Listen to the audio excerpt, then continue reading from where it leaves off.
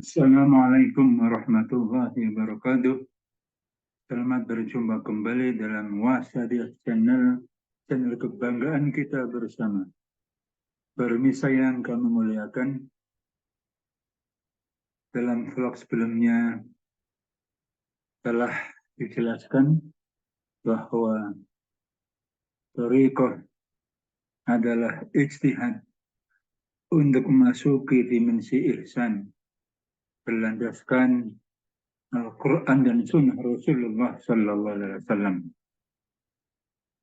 Berikut ini mari kita ikuti bagaimana sejarah pergerakan thariqat dimulai.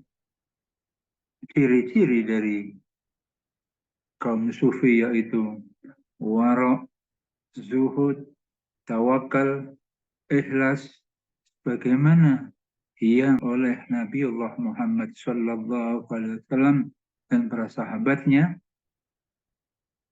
Hasan al-Basri yang lahir tahun 21 Hijriah.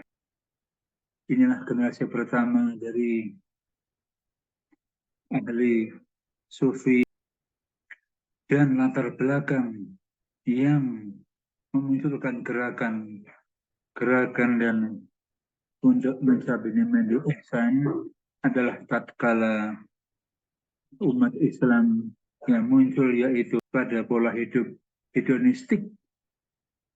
Oleh karena itu menyikapi kondisi yang demikian, maka Hasan al-Basri dikenal sebagai generasi pertama ulama sufi. Berikutnya yaitu Ibrahim ibnu Adham yang lahir tahun 100 Hijriah dan meninggal tahun 160 Hijriah. Sebagai generasi kedua juga menyaksikan pola-pola hidup kaum muslimin yang mulai menampakkan sifat-sifat hedonistik, maka Ibrahim bin Adham juga melakukan gerakan untuk kembali kepada zikir-zikir, ritual untuk mencapai ihsan sebagai generasi kedua. Selanjutnya setelah generasi pertama, kedua, ketiga, sampai jumlahnya sudah ratusan, dengan pengikut yang mulai banyak, maka yang terjadi adalah beberapa sikap berlebihan dari praktek-praktek sufistik ini, thariqah ini, yang betul-betul seakan-akan membenci dunia dan meninggalkan segala yang bersifat duniawi. Maka kemudian yang timbul adalah betul-betul semacam dua kutub antara ulama-ulama dan pengikutnya yang tekun setia kepada syariah, kemudian menjauhi apa-apa yang dipraktekkan oleh golongan ulama pengikutnya yang menekuni sufiyah dengan cara yang berlebihan ini.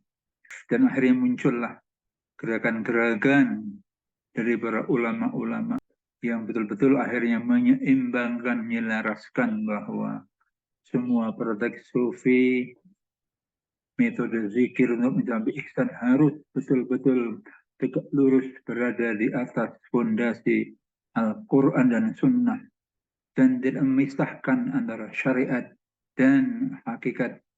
Gerakan-gerakan ini yang antara lain dipelopori oleh Imam Ghazali yang wafat tahun 505 Hijriah, diteruskan oleh Abdul Qadir Al-Jailani, diteruskan pula oleh Ahmad Ibn Al-Rifai dan lain-lainnya. Kita beralih kepada masa kekinian, kita menyadari bahwa gerakan sufi adalah respon atas terjadinya sifat seperti hedonistik dari kaum muslimin, dan kemudian di era kekinian juga sifat hedonistik itu dibawa oleh peradaban barat yang sampai sekarang terus semakin menggila dan merajalela. Oleh karena itu, mari kita kembali kepada sejarah dan kembali kepada warisan luhur, kembali pada sifat-sifat Rasulullah yang sebagai cermin sufi agung. Di Indonesia sendiri, perkembangan thariqah cukup positif, sangat positif sekali, didukung oleh ulama-ulama. Pada era pasca kemerdekaan sudah menyebar ajaran metodologi zikir dan thariqat ini dari mulai pejabat-pejabat, para akademisi, dan para umat Islam awam biasa telah merata dengan bertebarannya pusat-pusat pengamalan thariqah di Indonesia, baik thariqah Qadiriyah Naqsabandiyah, thariqah Satariyah, thariqah Sadiliyah, dan lain-lainnya yang semua adalah mempraktikkan zikir-zikir untuk menanamkan asma Allah, kalimat thayyibah dan ismu azam dalam hadis sanubari dan menjaga kita untuk mencapai keselamatan dunia akhirat. Demikian, semoga kita semua menjadi pengamal-pengamal ajaran syariat Islam yang istiqomah, yang tidak meninggalkan ihsan, yang metodologinya adalah melalui zikir-zikir thariqat yang telah dikembangkan oleh ulama mujtahid bidang sufi. Demikian, wassalamualaikum warahmatullahi wabarakatuh.